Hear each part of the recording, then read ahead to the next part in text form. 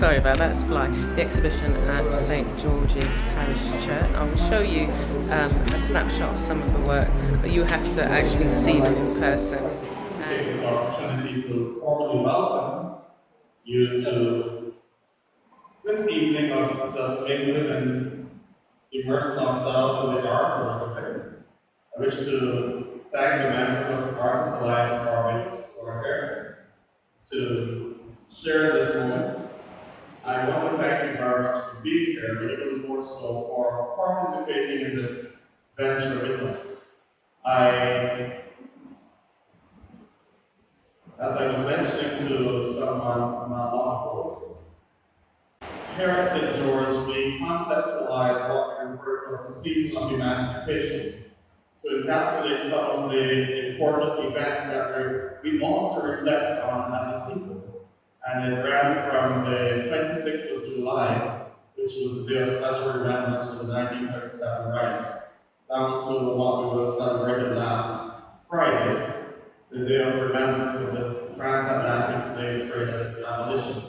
And in there we were having Emancipation Day and Marcus Garvey's birthday, and it gave us time to reflect on the role of women in the fight for freedom, the role of abolitionists, and really to challenge us in our time about our role in abolishing slavery as it exists in our world today, because there's still a need for great emancipation.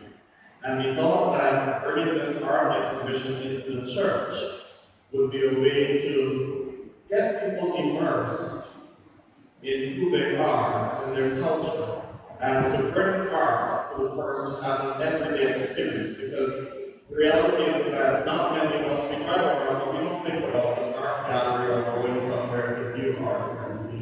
But I thought that if we had it here in space that people utilize on a regular basis, they will become acquainted with what is being done throughout Barbados and the talent that we have here. I don't think that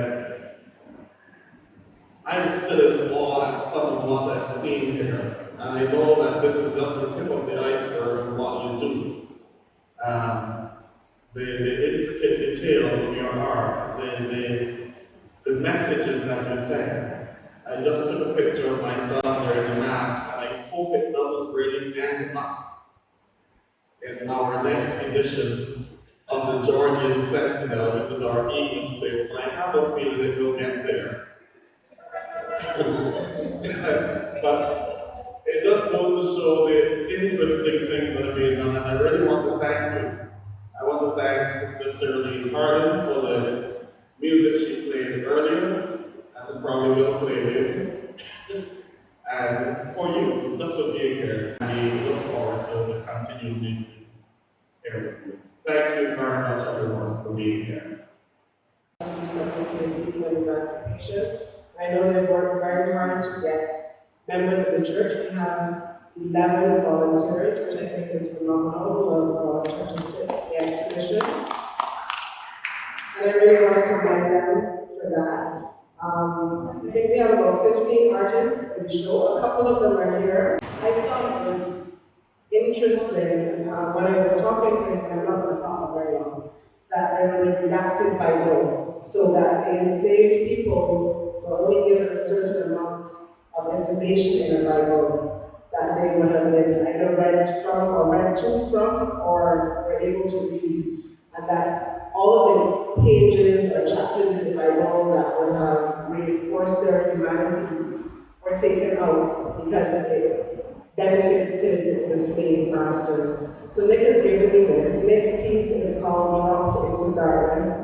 Every piece that's in the show has touched my heart in some way, form, or fashion in the story of emancipation. So like Ron, who was here in the salmon shirt, I don't know if it's pink, but it's salmon shirt, his piece is home. And outside he was saying that he didn't really want to talk about it and he didn't do it for emancipation.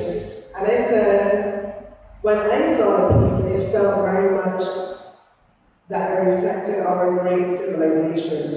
It reflected who we are as a people or as an African people. It felt very complete in our expression. So even though some pieces might not have been done specifically for the season of emancipation, they touch on some aspect of our emancipation. So next piece again talks about slavery, the middle passage. We have I'm not going to say everybody, but Margaret Herbert, whose piece in the back is spiritual. So she is looking more at our African spirituality.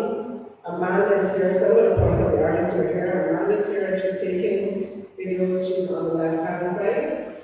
And what I know her pieces may not have been specifically created, but they created a feeling within me of what we're striving for. There was almost energy of peace and prayer and acceptance, something angelic about our whole situation, and that we come to terms with it. So we also have my husband's work, which is Journeys. It's a piece that I've shown other places, but we mother and child. So that whole idea that, as I said, Africa is in our DNA.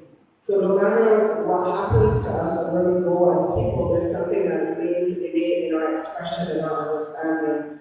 So we have a mix of different works. We also partnered with another set of work that I do, which is called Caribbean Freedom Fighters. So it looks at the whole evolution of not only slavery and emancipation, but of our great civilizations, African civilizations, up to where we are.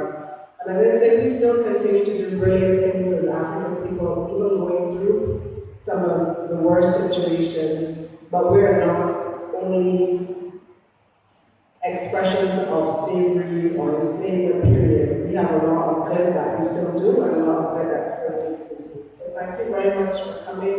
Thanks to the artists for participating, and thanks to the church for hosting us.